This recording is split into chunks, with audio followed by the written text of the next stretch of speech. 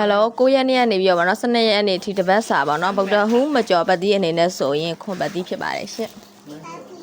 ခွန်ပတ်တိဖြစ်ပါတယ်ဗရိတ်အနေနဲ့ဆိုရင်6တစ်ဗရိတ်ပါသူကလည်းဗုဒ္ဓဟူးမကျော်ဘူးဗောနော်ဒါပေမဲ့အရင်တစ်ခေါက်ကအရင်တပတ်ကျော်ပါသူဗုဒ္ဓဟူးကျော်သွားတယ်ဒါပေမဲ့ကြာတာပတိနေ့မှာလာသွားရဗောနော်6တစ်ဗရိတ်တစ်ခုထွက်ရင်နားပါရှင့်အခွေကတော့6ခွန်8ကိုဗောနော်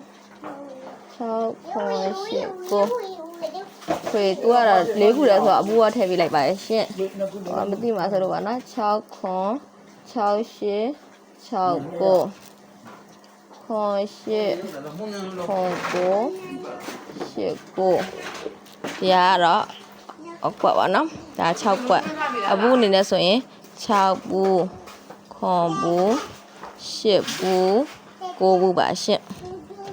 အားလုံးပဲကန်ကောက်ကြပါစေညီမကပေါ့နော်စာကမတင်ဘူးတော့လုံနေဒါပေမဲ့